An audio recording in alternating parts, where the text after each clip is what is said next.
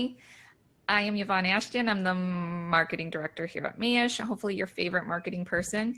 For the first half of the show, I have Dave and Shelley with me today, here to help answer all of your flower questions. And then afterwards, we'll bring on my very special guest, Christy Hulsey. Welcome, Dave and Shelley. Thank you. Thanks for having us. So let's talk about World of Flowers. What's going on in the World of Flowers? All right, well, instead of talking about the horrible heat wave that we all know is going on on the West Coast and the rest of the country, well, not all of the country, but most of it, let's talk about some of the cool stuff that's coming into season now. This is the time of year when we start to see some of that stuff that's a little bit fall-like, so it's kind of like a glimpse of hope away from the heat wave. We've got fresh Chinese lanterns coming in right now. Beautiful grapevine. It's limited quantity for a limited time. So if you have events going on right now, that's a great, dramatic item to add to your designs.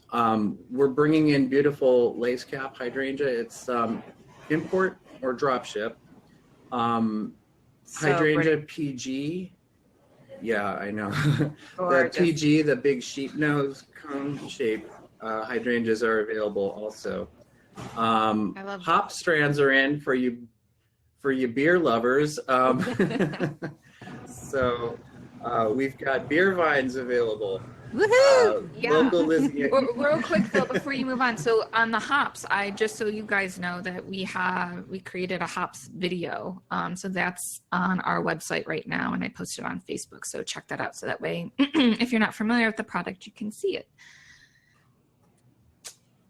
Cool. Explain about the hops, Dave, because I think a lot of us florists know what hops is, but maybe a lot of people don't really understand that beer comes from hops. Some people may not know that. Well, it's an aromatic, and it's not a vine, it's a bine, actually. They grow them all over the place. I'm originally from Washington State. Spokane is a big producer of hop strands. It's an aromatic that they add to help flavor the beer. In a nutshell, without all the scientific stuff behind it.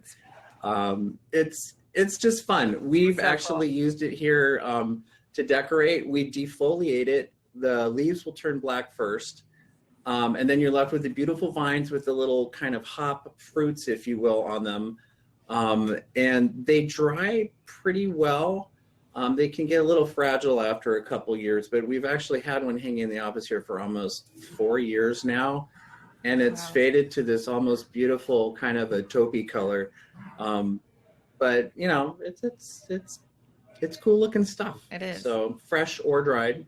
Yeah. And I heard that it's available. So, it is available now, but it's only available usually from like mid-July to mid-August. Is that right? I think that's right. Yeah.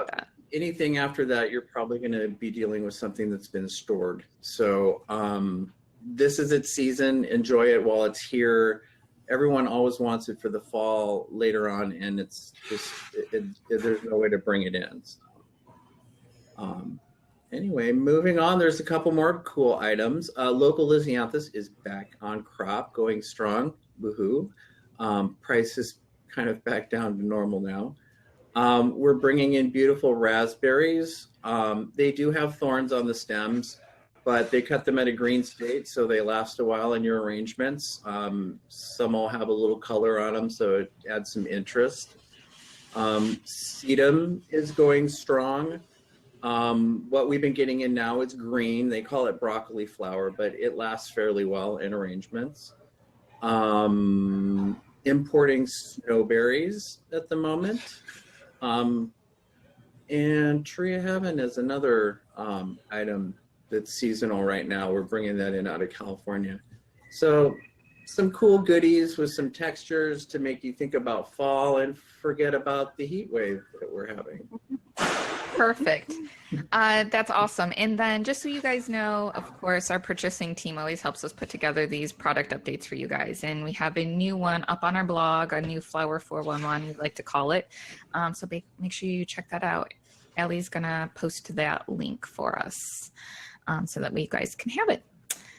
Okay, so moving on. So we have a couple of questions. Let's see. We have one from Dolores. She says, how can I keep white ranunculus, white garden roses, and white O'Hara bouquets from browning easily, especially on hot summer days? And then we also have a very special question, Alicia from Bella Fiore and Flirty Fleurs, which I think you guys all know Flirty Fleurs. Yeah. She wants to know more about care and handling for calathea leaves. She said she used some for a wedding last week, and half of them curled up and became crispy. So I feel like kind of these go together. Do you guys want to take those questions? Yeah, absolutely. Well, one of the things with calatheas is we do import most of those from either Chile or Costa Rica or even possibly Hawaii. So if it has a little age on it, that can definitely affect it. But basically any of your problems like that are going to relate back to proper hydration practices and knowing which of the flowers need special care. Water pH is always key and can be corrected simply by adding your favorite flower food. You may also have high salt or chlorine content in your water. Salt buildup is the #1 cause of browning in petals and leaves, curling and yellowing. And excess chlorine can also burn your flowers. And this goes for not only your cut flowers, but also potted material as well. A simple hack for cut flowers is to buy distilled water. Add your favorite flower food. The distilled water is going to be void of any salts or added chemicals, and it can drastically reduce some of those problems. It can get a little expensive on the back end depending on how many of your flowers you do this with, but I would just use it on your sensitive stuff. It can prevent black spots on stephanotis and gardenias. I don't know if you've ever had that happen to you. That's generally from an overdose of salt in the water. As far as boiling stems, I don't think we would ever recommend boiling them. I know it's a practice that a lot of the chrysanthemum growers use, and it actually, modern research on it has shown that it can actually damage the cellular structure of the stem and reduce water uptake. So you got to be really careful about the temperature of the water you're using. I know Shelley has a few comments on there as well, so I'll let her take it away. Okay, so I'm going to address the first question about the browning on white flowers, the ranunculus white O'Hara roses and things like that. So this is really a problem for most florists. So we always hear this with white flowers. White flowers generally are going to show browning. All flowers show bruising and browning, but white flowers, they just show up more because you have that contrast on the petal. So one thing you must do as a floral designer is make sure you're not over handling white flowers. Don't press on them. Don't over process them. A lot of times white flowers get, especially roses, will get jostled in the boxes and they'll get smushed on the ends. So make sure you're processing properly. You're not letting them get any creasing on the edges. And if you see creasing when you're designing with them, make sure you remove that because that's only going to darken over time. If they're browning because they're older, that's just because the product's older. You can't help that. But you can prevent more browning on fresh product by not over handling them and making sure you're cleaning your petals, because anything that's slightly bruised or browning is going to continue to darken as you work with it. So make sure you don't. We have a tendency as floral designers to kind of touch everything and mess with it a little bit. So don't do that with white flowers especially. Also, if it's summertime and you're having this problem frequently in the warmer months, try to suggest doing a white on white palette. White on white means tonal. So do creams, beiges, Sahara roses, quicksands, other tones. So you're not doing a stark white. You don't want a Nurse Betty wedding anyway, right? You want it to have a sophisticated chic look. So go more tonal, do a touch of blush, not overly blush because I know we're all sick of blush, but something that doesn't shout stark white, and then you won't have that issue. It won't show up so much. So that's a good way to kind of, especially during warmer months where you have that issue. Those are my tips. On calathea leaves, as a floral designer, I've always had this problem with them. They're not really great to use in regular arrangements as a foliage. They're great for lining things. So a calathea does well if you're doing the old, put a leaf in a vase trick because they're in water, so they're going to stay hydrated that way. But they're also good for gluing onto things or using them as a almost like fabric, if you need to use them as a foliage to glue down onto something. But they don't hold up well cut. They never have really held up well cut. They just curl. I think if you know the plant, it's also called a prayer plant because it curls up on itself. That's what it naturally does on the plant. So when it's cut, I don't think it likes to be cut, and I just have never had really luck with them as a floral designer. So that may just be what the leaf does. So we may be just not using it right. So I've always found it works better just using it in a vase, personally. On the hellebore question, yes. I have to go to the question though first. Oh yeah. Oh, I thought you had brought that up. No, not yet. Before we got started, no problem. Jumped again. Sorry. No, it's okay. So let me bring up that question. So April wants to know about hellebore. She said these beauties are tricky, and we honestly get this question all of the time. Any processing tips and tricks to avoid wilted and droopy flowers? She said she's tried dipping the stem in boiling water for 30 seconds, also searing the stems, but they still drooped. Because of this, I've avoided these, but long to use them in her arrangements. Is it possible I got a bad bunch, or are these just unreliable? Let's see. You can go first, Shelley. Go ahead. Well, that's why I think Dave was talking about boiling water. I think that's why I thought we were talking about that. Because there are some flowers where they tell you to dip them in boiling water. One of those are dahlias, dinner plate dahlias, for example. Not regular dahlias, but dinner plate dahlias and hellebores. I don't advocate dipping them in hot boiling water either. That's damaging to the flower. But what I say is if water you would steep tea in hot. Boil the water, let it cool off to the point where it's just super hot. And we do this trick here all the time, and I give that advice to all of my florists when they have problems with fresh hellebores that are not drinking. Fresh. Dave's completely right. When they are stressed or aged, they will not drink no matter what you do because they're just old. And that sometimes happens. We get product that's bad, and if you let us know it's bad, then you can't revive it. But I jokingly call hellebore sometimes zombie flowers because they have lasted in a vase for me for weeks, and sometimes they will last that long. But if they're fresh and you get a good drink, they'll stay turgid. Sometimes they'll dry, and the Winter Bells variety is one of the ones that will hold up fairly well. Some of them are just tender and they just won't drink and heavy-headed. Sometimes they're cut too soon. A lot of product has this problem when it's cut too soon, too green. Just can't drink. It's very leafy, so that's one of the reasons. But the hot water trick always works for us here, and it's worked for many of the florists. So it's just if the product's fresh or not, whether it'll drink. So great. Do you have any other things to add, Dave? No, I think Shelley covered it pretty well. I know there are a couple different varieties that tend to have that just natural tendency to curl over, and like the bloom will face down. And I don't know, it's all about selecting the right kind of varieties. I know we import a lot of stuff out of season. So that can stress flowers when they're being shipped from Holland. It's a long process to get them to us. So I don't know. Proper hydration, I always go back to with everything, because really starting them out with properly hydrated is important. But. Right. And then before this all started, I was telling you guys, I saw a video where, and I'll try and find it. It was somewhere on Facebook. I think it was a live video I was watching. And they were saying if you fill the vase up, especially for the hellebores, if you fill the vase up all the way, we're pretty much to like almost the top of the bloom, that helps for some reason for them taking up water. I might be remembering things a little bit, a little blurry. Yeah, I'll try that. Yeah. But I'll try and find that video too, so I can share it with you guys. Because we will post this replay on our blog along with all the show notes for you guys too. So if you have to leave early, no big deal. We'll move on. I do have a question in here about markup. Did you guys see that? And can you do that off the cuff, or do you want me to save that for next show? I can answer it. Yeah. Okay. So Susan wanted to know, how much do you mark up hard goods? If a votive costs $1 wholesale, what do you charge the customer?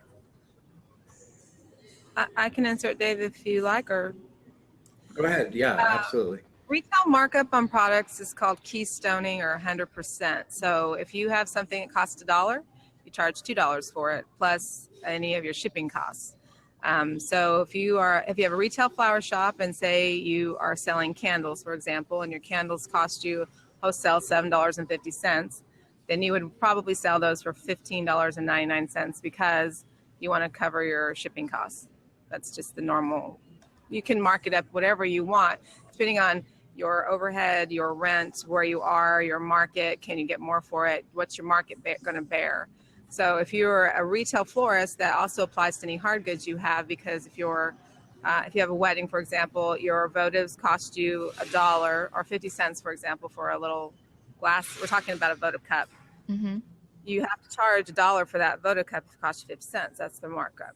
Flower markup is different. Flower markup requires labor. So flower markup is 3.5 plus labor, whatever your labor charges you decide on.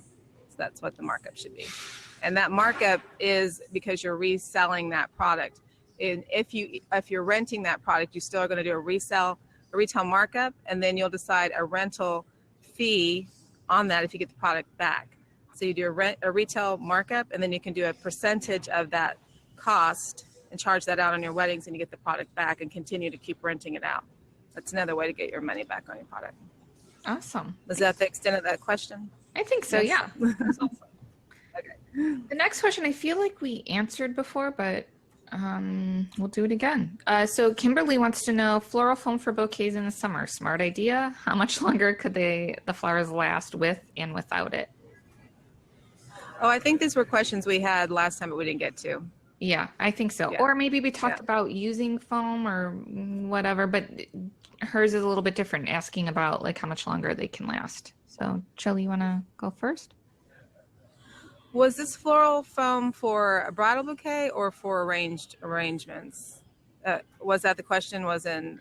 Can you repeat that? It says floral foam for bouquets in the summer. Smart idea. Oh, yeah. So I'm guessing, for bouquets. I was asking, was she talking, because for me, the term bouquet means a hand-tied bouquet or wrap bouquet. A vase arrangement's a different thing. So floral foam has always been used for either. You can do, but the person's asking for in the summertime. Is it a good idea or not? Mm-hmm. Yeah. So as long as your floral foam is completely saturated and you're using it properly, it's fine to use it either way. If you're using it in a vase, make sure that your water level's high and that you're properly, making sure your stem insertion goes all the way down, and that floral foam already has floral preservative and food in it. They're designed to make flowers last longer, so it's perfectly fine to use it in the summertime. If you're using it for bridal bouquet work, if that's the other part of the question, I was assuming it was one or the other, you have to make sure that foam is saturated. It's better to always do hand-tied. Personally, I prefer always flowers arranged in water, not in floral foam, but that's your preference as a floral designer. So yeah, right. It's perfectly fine to use. Yeah. Awesome. Dave, what say you? Well, I always consult with the girls in my office, Crystal, Krista, and Missy, all who have been doing a lot of designing in their lifetime. The trend seems to be moving towards using more chicken wire, whether you're using it down inside of a vessel or just creating a small egg and then you're inserting your flowers into it and having that as your armature per se, just to build your bouquet in. So yeah, definitely. Floral foam has been used forever, but the trend is to move away from it because there's a lot of concerns about safety of floral foam. It's not biodegradable. It has a lot of carcinogens in it. It's not eco-friendly. The brands that are making floral foam, that we also support those brands, but they are trying their best to do something about that. But it was never really looked at until the floral industry was going, what are we doing about our carbon footprint here? And our younger florists, who are all very environmentally friendly, are looking at that as well. And when I teach workshops, I also talk about this. You don't need to use as much floral foam as you think you do. To me, floral foam can be a bit of a crutch for regular arrangements. You don't really need to use it. Really, you shouldn't be using as much floral foam anyway. You can use it mostly for funeral work and pieces where you have to, in big installations where you have to hang things like arbors and arches and things like that. But you really don't need to use that much floral foam in general. It's better to arrange always in water, but chicken wire is actually for me, my favorite tool to use. So we try to use mostly chicken wire. And Oasis makes a really great, it's they call it Florist netting because it has the, I love that. Yeah, it's coated in plastic and it's a really great product. If you guys haven't used it, check it out. Yeah, awesome. Okay, next question is from Casey, and she says, or he, do you have a suggestion on where to find flower frogs? And vase is really inexpensive. I would like to sell arrangements, but don't want to spend too much on a vase and a frog if I'm going to part with it, which is definitely a concern. I can start, Dave, if you like. I love flower frogs. I've collected them my whole life. I actually have a vintage collection of them. However, florists, they are very impractical to use on a daily basis. They're expensive, and they're not something you want to use going out on your delivery orders. So I know a lot of our trendier florists like to use them on their, photo shoots and things, and showcase using flower frogs. Flower frogs were actually designed, hundreds and hundreds of years ago. It's an ikebana technique to hold the stems in place. They're little metal frogs and they're glass frogs. There's all kinds of flower frogs.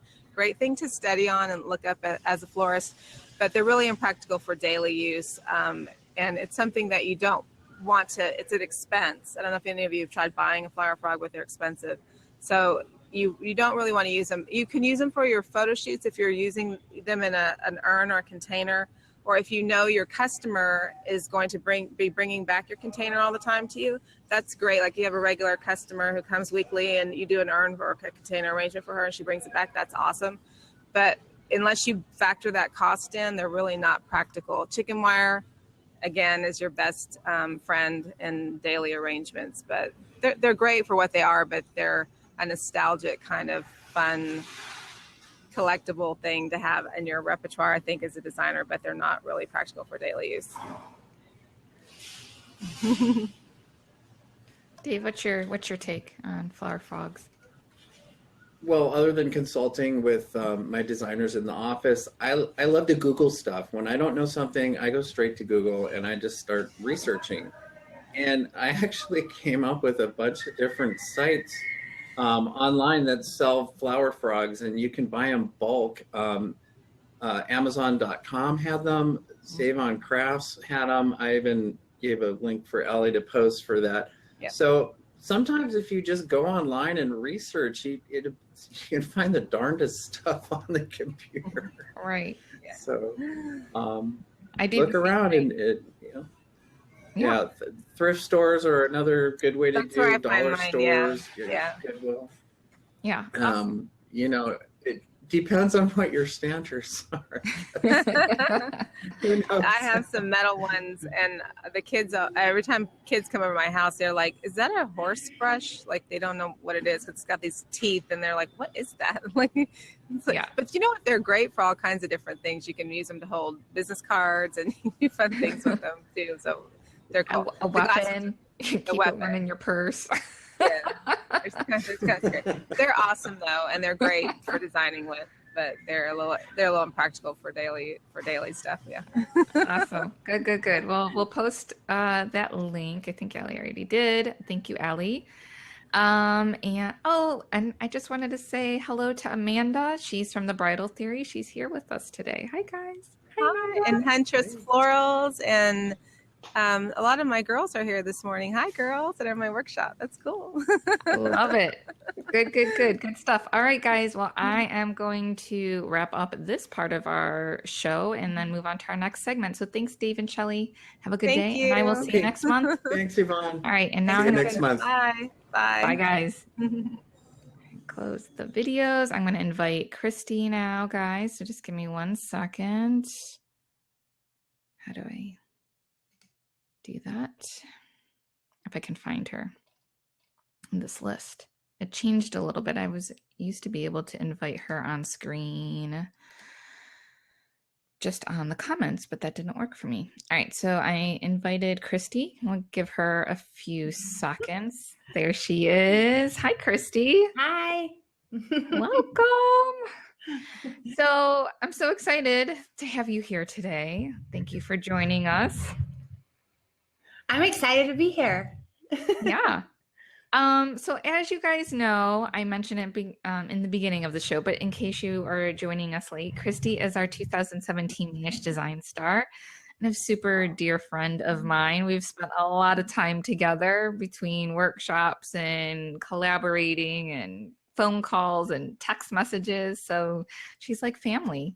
And I just thought it would be fun to do a little Q&A with Christy today, just because of everything that's happening. We're actually going to be planning our last video shoot with Christy here coming up.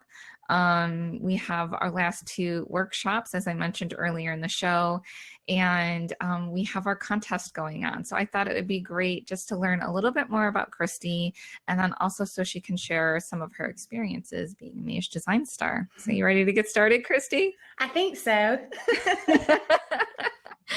I promise it's going to be easy. I promise.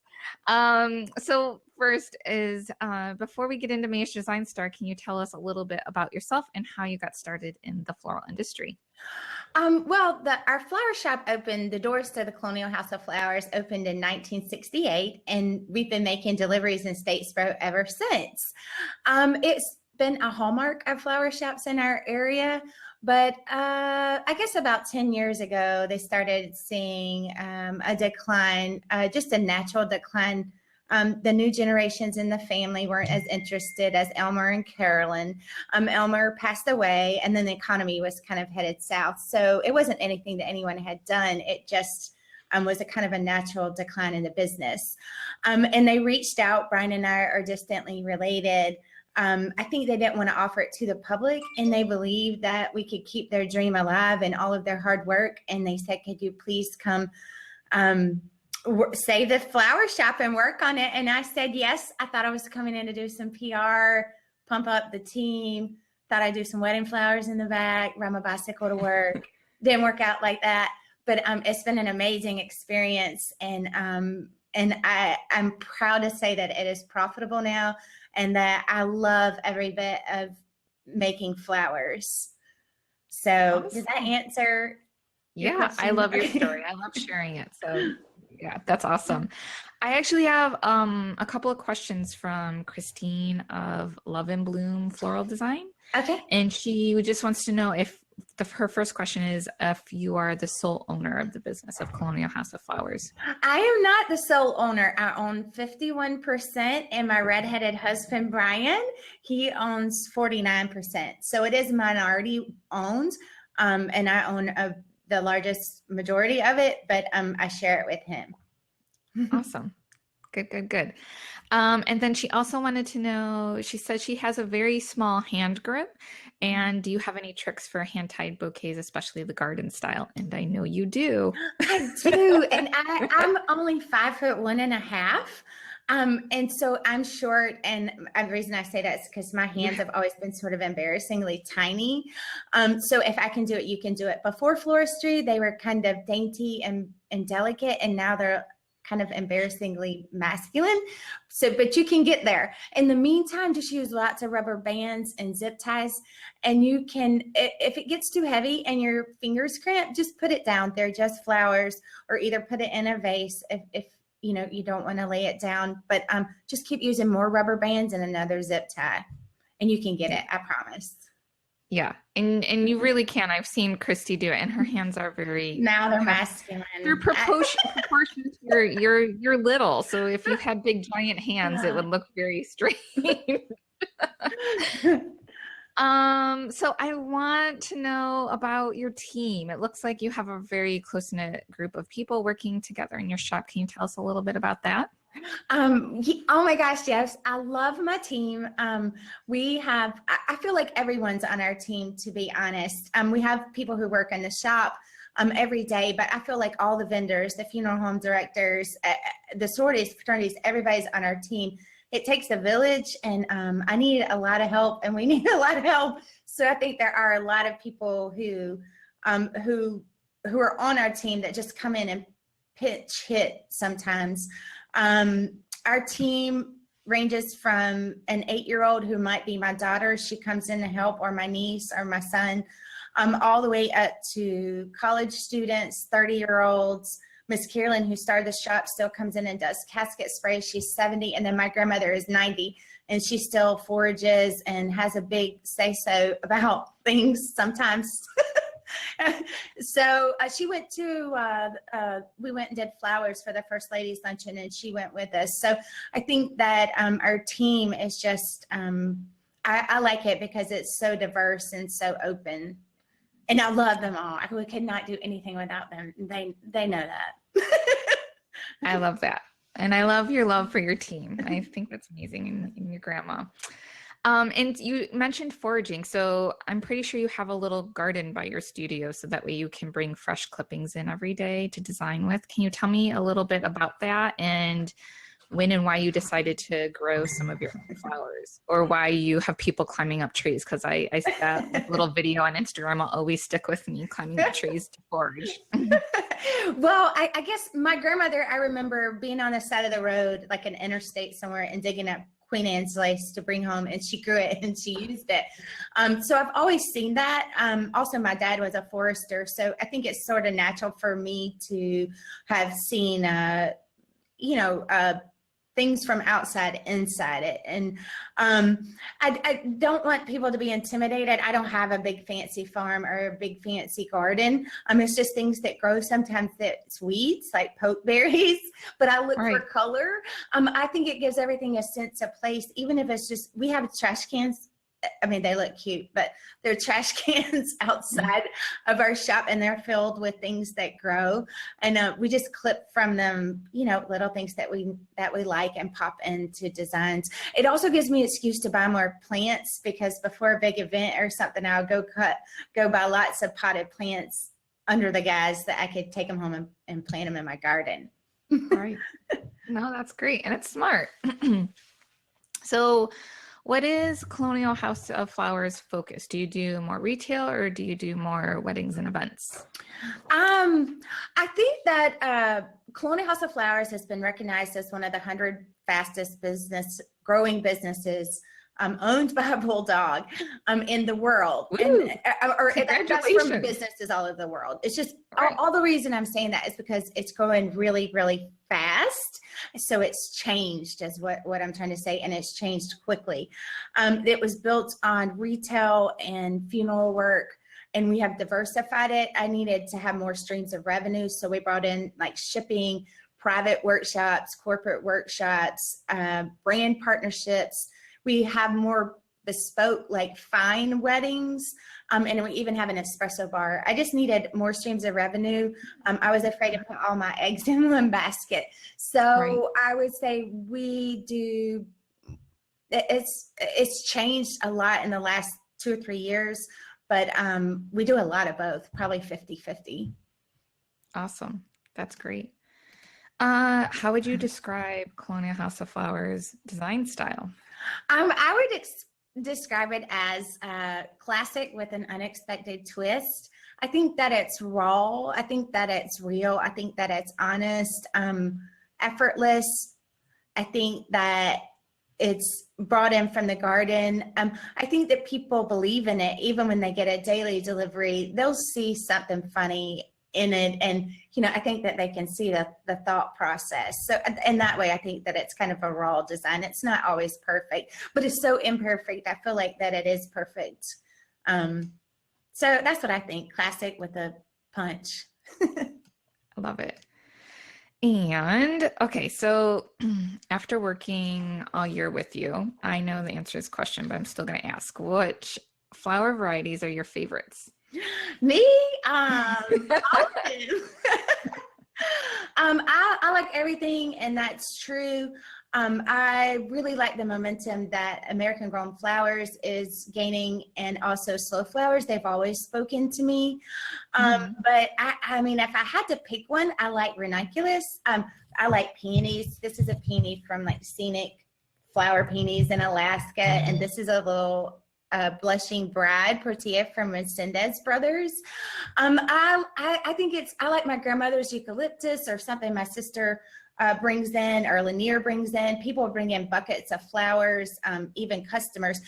I like knowing where things come from, and I like that Mayesh allows me to do that. I can tell Kelly that I want something from Alaska, or I really want her to focus on Rosa Prima or Resendez. And I like when those flowers arrive knowing, like, I saw where this little guy grew a few months ago. My whole family did, and that's really cool to me.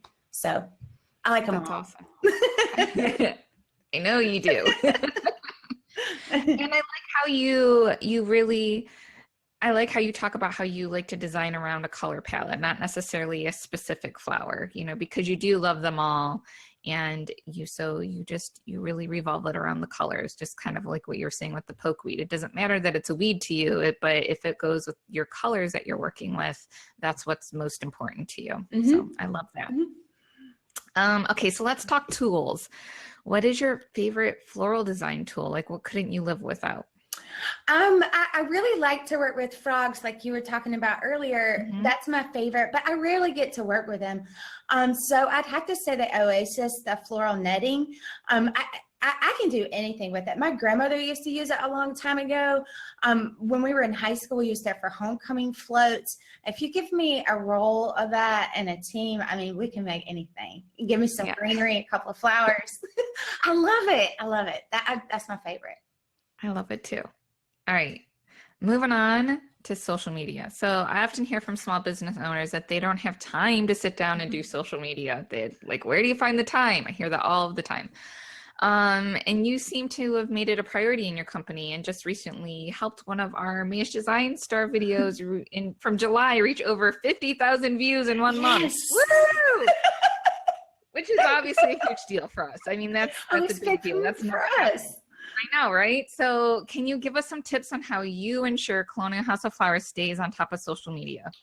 Well, first of all, my degree and background is in journalism, which is advertising, marketing, and mass communication. And when we came into the shop and we realized that we were going to have to save it, we knew that the other shops in town were really good with their flower design. And I did know how to do some advertising, and I really liked it. So we found that to be like our blue ocean or a purple cow, and we really focused on it. I knew they didn't have very many Facebook followers, so that's what we did. We worked on that.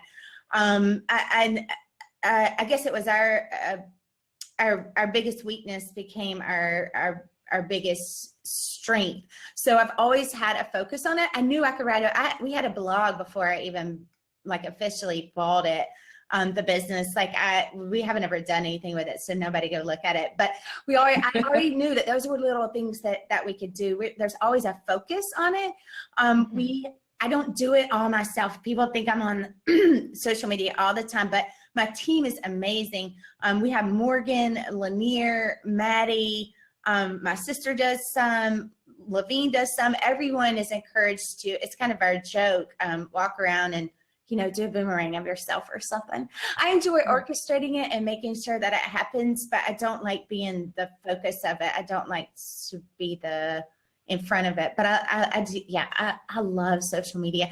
It's not just for the fans. I think that if florists looked at how rewarding it is to you, it's very.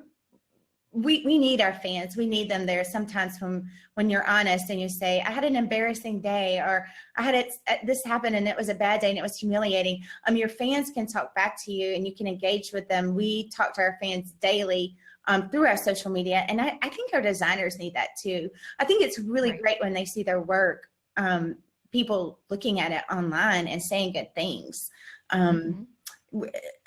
It's great for us. I mean, it's great for our fans, but we're not just selling things. It's a way for us to communicate with people. So I say commit to it, marry it, and make it happen every day. I think it's very valuable.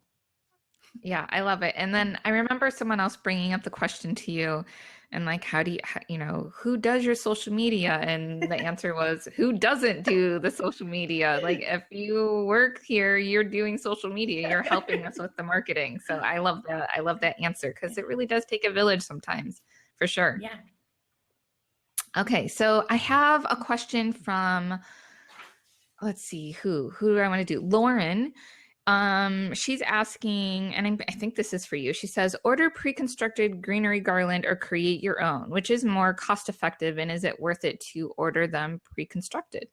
And Oh, I hands know down. what you're going to say. Always order it. Oh my gosh. We used to try to make it, and somehow we became famous for it because it was in a couple of photo shoots, and then people came in, they wanted just like that. Hands down, it is so much easier and better just to order it pre-made. You can't afford to pay me to do it anymore. Like but it doesn't save any money. So I definitely buy it pre-made. I would buy it pre-made, take great pictures of it, and resell it exactly how it's pre-made. And Mayesh is famous for their garland. I mean, the best of the best. That's true. I mean, it's true. Thank you. And I didn't pay you to say that, I promise. Oh, well, no, but the word on the street, it's the best of the best, and it really is. Yeah. Thank you. Okay, so I think, let me see, there's a couple other questions in here. Let me see what else. Someone's asking, who is this? Sarah Cooley. Hi, Sarah. She's one of the first ones that joined the show today. So I appreciate Sarah for joining us and even posting a question. So she wants to know, how do you plan for seasonal flowers months before an event? Do you just have to wait and see what's in season a few weeks before? No, I don't. On our, I hope I have some stylists or planners out there listening so you can keep me real. But what we do on ours is we say that the bouquet, for instance, or the floral plan, that it would be in a certain tone or palette, and we might list out the colors that it is, and that it may include peonies, ranunculus, blushing bride, some white scabiosa, some silver brunia, whatever that you think it might include. But that it's seasonal and that it may not have those in there. I don't promise any flower ever, because I've learned the hard way that it breaks my heart to break someone else's heart when that anemone isn't that pretty, or the ranunculus isn't perfect, or the peony is way out of season. So I tell them, we list out their favorite flowers. For instance, if it's a gardenia, they may not be laced everywhere in their event, but I will do my best to get one somewhere very important. If that makes sense. I don't promise certain flowers ever. Yeah, no, makes total sense. All right, now I'm switching tracks. You ready? So now it's time to talk Mayesh Design Star. Okay, awesome. Awesome. So I want to know, why did you decide to enter last year's contest? Okay, well, I guess I have to be honest. And when I met Cindy, she said, "You're the first person who ever said that." But I hope this isn't too honest. Just say you're being too honest. But I did it for the travel and also the Mayesh credit and the workshop honorarium, or whatever you call it. I mean, I could pay for my trip to travel just with a little hard work. Also, I'd have money for my Valentine inventory that year. And I mean, who doesn't love that? Like, I don't know. And we do workshops all the time. We go to them, we teach them. So it just really spoke to us. Like, and we kept on talking about it in the shop. And then finally one day we're like, okay, darn it, we're doing it. This has us written all over it. So right. That's it. No, I love it. And I always love your honesty. That's one of my favorite parts about you. I feel like too, I did go to a lot of workshops like Joy Thigpen, Amy Osaba, Ariella, Holly Chappell, Lauren Weems. I went to these workshops very early in my career, and they were very honest. The people that I went to weren't people who held back. So it's kind of my little way to like give back to people and make my learning curve was 90 degrees, but you know, to brace it a little bit for people. Right. Yeah, that's great. My next question is, what has been the most unexpected aspect of your Design Star journey so far? To be totally honest, when we first entered, we really, you know, we wanted to win, we hoped to win, but I mean, we really didn't, you know, we weren't banking on the fact that we thought it was a home run and that we won. So anyway, I thought that our whole team could do this and I would sit back and promote it. That's what we've always done with our workshops. I never really taught that many. I was just there. And anyway, so I was very nervous at first. And I guess when I realized that it wasn't just, that it was just me, I had like deer in the headlights. So anyway, the unexpected part is that I love it. Like, I love it. The 2017 Mayesh Design Star. I finally realized it, I think. And Houston, I just said, I love every bit of this. And then also when I got off the plane the last time, there was like this inner voice and it said, you're made to do this. And I just had a glow, and I got in my car and I heard this song that my dad on his deathbed told me to listen to. And I was like, I don't know about God, Jesus, the universe, whatever is out there, but I'm meant to do this. Like everything's pushed me this way. And I never expected to love it this much. I didn't expect to be here. This isn't what I envisioned with my life. And I know this is a bold statement, but I mean it. Like, it's been the best year of my life. Like, I love being the Mayesh Design Star, and I didn't think I would. So that's it. No, I know. Well, I mean, it is. I think it can be overwhelming, I think, at times. You handled it very well. And so I have another question from Huntress Florals. It kind of goes with this question and my next question, and I'm just going to kind of throw it there in the middle. She's asking, I'm guessing it's a she, Huntress Florals. It's a huntress, but it could be a he, I suppose. Is there anything you wish you had known or been better prepared for before becoming Mayesh Design Star?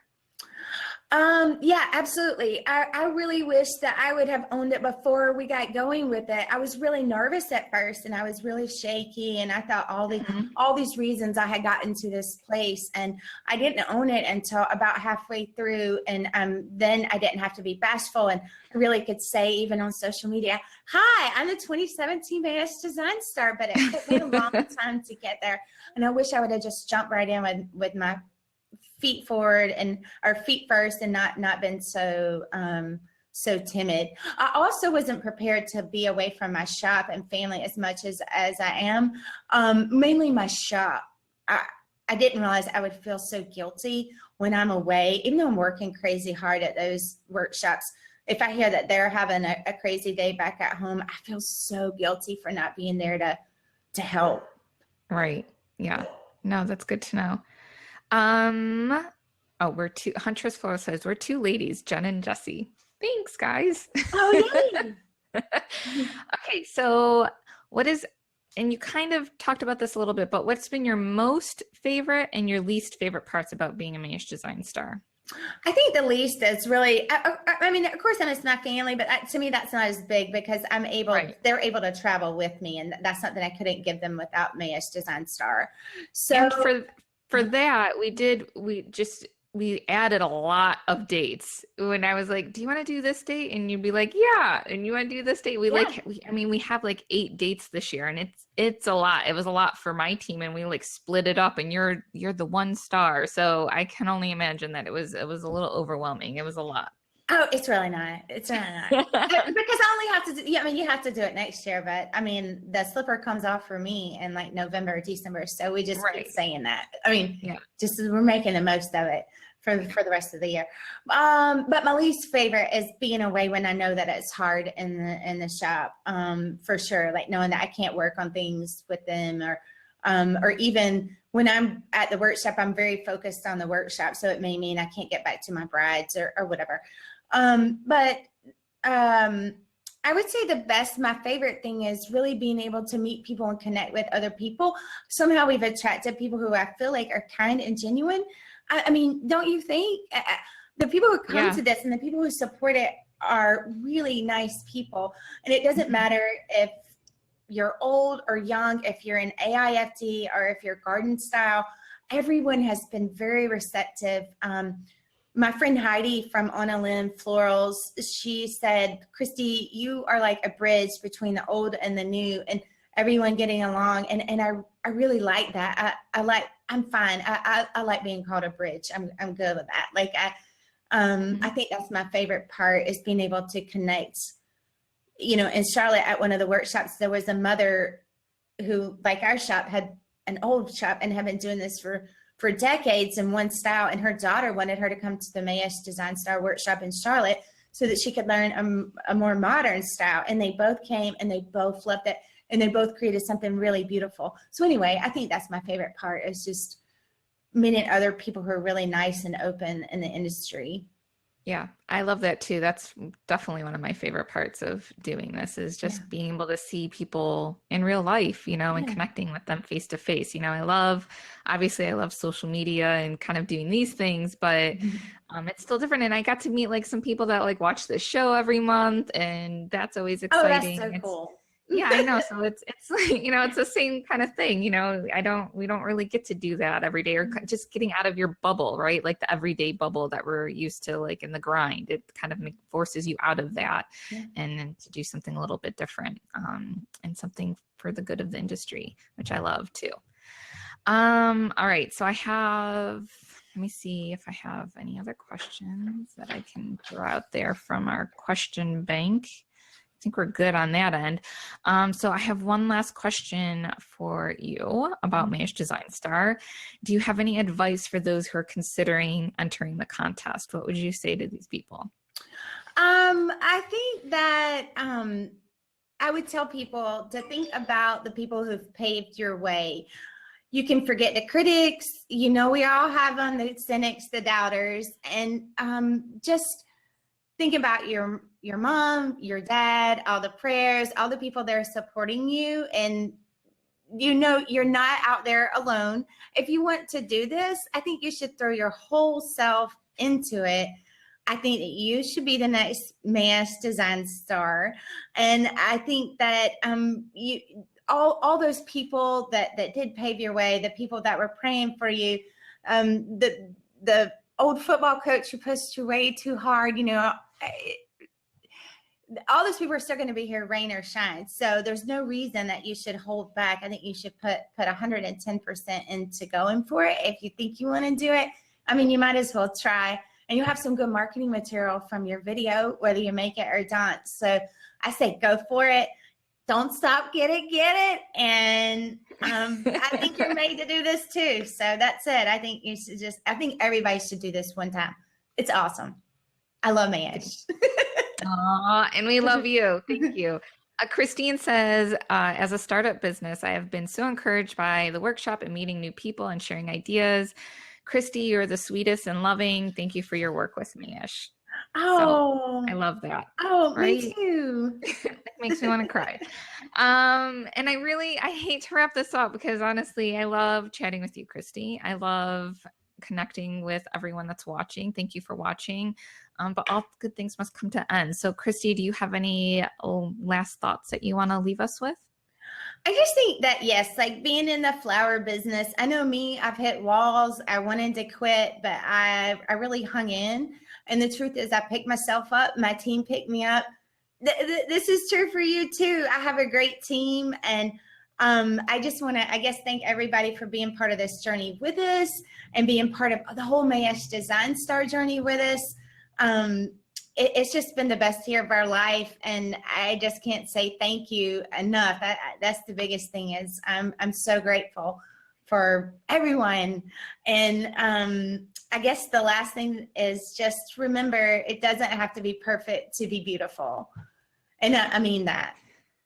You need to start selling merchandise with that on it. I'll help you do it because I love a t-shirt with that on it, or get a bag. Like a hat or something. You need something, posters or whatever. I love it. Well, thank you so much, Christy, and for all of your sweet words. We love you too.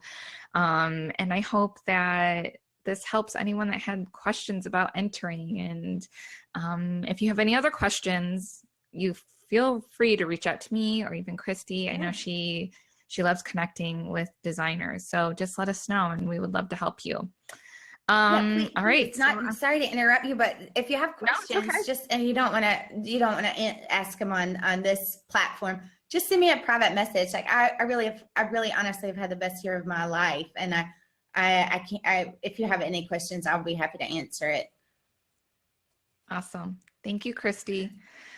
I'm going to say goodbye to you, and then I'm going to do my closing. So I will see you soon, and I will talk to you later, I'm sure. Okay. Bye. All right. Bye, girl. All right, guys, thank you so much. I'm going to wrap things up. Just as a reminder, I will have a replay of this video up on our blog in the next day or so, along with the show notes. So be sure to check that out and share it.